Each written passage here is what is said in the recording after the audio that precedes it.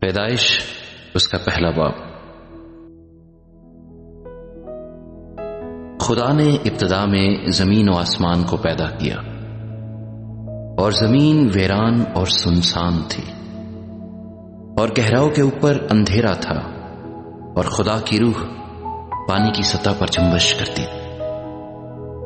اور خدا نے کہا کہ روشنی ہو جا، اور روشنی ہو گئی۔ اور خدا نے دیکھا کہ روشنی اچھی ہے، اور خدا نے روشنی کو تاریکی سے جدا کیا۔ اور خدا نے روشنی کو تو دن کہا، اور تاریکی کو رات۔ اور شام ہوئی اور صبح ہوئی، سو پہلا دن ہوا۔ اور خدا نے کہا کہ پانیوں کے درمیان فضا ہو، تاکہ پانی پانی سے جدا ہو جائے۔ بس خدا نے فضا کو بنایا، اور فضا کے نیچے کے پانی کو فضا کے اوپر کے پانی سے جدا کیا، اور ایسا ہی ہوا۔ اور خدا نے فضا کو آسمان کہا، اور شام ہوئی اور صبح ہوئی، سو دوسرا دن ہوا۔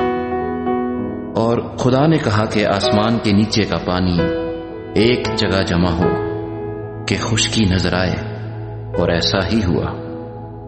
اور خدا نے خشکی کو زمین کہا، اور جو پانی جمع ہو گیا تھا اس کو سمندر۔ اور خدا نے دیکھا کہ اچھا ہے۔ اور خدا نے کہا کہ زمین گھاس اور بیجدار بوٹیوں کو اور پھلدار درختوں کو جو اپنی اپنی جنس کے مافک پھلیں، اور جو زمین پر اپنے آپ ہی میں بیج رکھیں، اگائے، اور ایسا ہی ہوا۔ تب زمین نے گھاس اور بوٹیوں کو جو اپنی اپنی جنس کے مافک بیج رکھیں، اور پھلدار درختوں کو جن کے بیج ان کی جنس کے موافق ان میں ہیں، اگایا۔ اور خدا نے دیکھا کہ اچھا ہے۔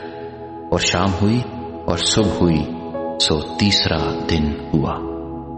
اور خدا نے کہا کہ فلک پر نیر ہوں کہ دن کو رات سے الگ کریں، اور وہ نشانوں اور زمانوں اور دنوں اور برسوں کے امتیاز کے لیے ہوں، اور وہ فلک پر نور کے لیے ہوں کہ زمین پر روشنی ڈالیں، اور ایسا ہی ہوا۔ سو خدا نے دو بڑے نیر بنائے، ایک نیر اکبر کہ دن پر حکم کرے، اور ایک نیر اصغر کہ رات پر حکم کرے۔ اور اس نے ستاروں کو بھی بنایا، اور خدا نے ان کو فلک پر رکھا کہ زمین پر روشنی ڈالیں، اور دن پر اور رات پر حکم کریں، اور اجالے کو اندھیرے سے جدا کریں۔ اور خدا نے دیکھا کہ اچھا ہے۔ اور شام ہوئی اور صبح ہوئی، سو چوتھا دن ہوا۔ اور خدا نے کہا کہ پانی جانداروں کو کثرت سے پیدا کرے، اور پرندے زمین کے اوپر فضا میں اڑیں۔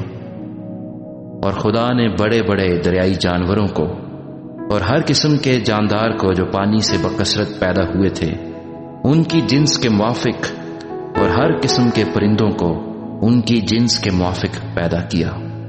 اور خدا نے دیکھا کہ اچھا ہے۔ اور خدا نے ان کو یہ کہہ کر برکت دی کہ پھلو اور بڑھو، اور ان سمندروں کے پانی کو بھر دو، اور پرندے زمین پر بہت بڑھ جائیں۔ اور شام ہوئی اور صبح ہوئی، سو پانچواں دن ہوا۔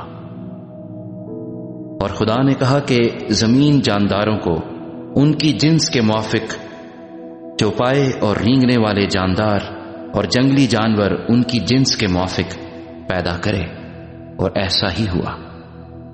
اور خدا نے جنگلی جانوروں اور چوپایوں کو ان کی جنس کے موافق، اور زمین کے رینگنے والے جانداروں کو ان کی جنس کے موافق بنایا۔